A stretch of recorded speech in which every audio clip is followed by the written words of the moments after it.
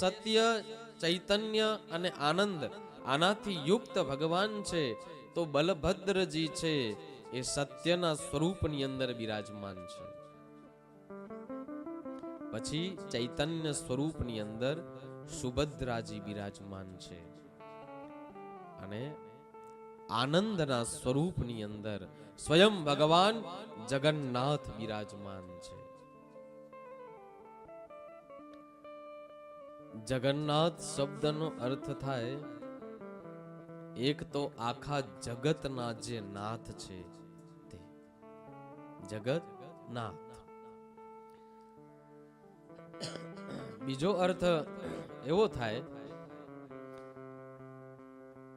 કે આખા જગતની અંદર જે અન્ન છે, જગ અન્ન નાથ એટલે કે અન્નના જે નાથ છે એવા ભગવાન જગન્નાથ.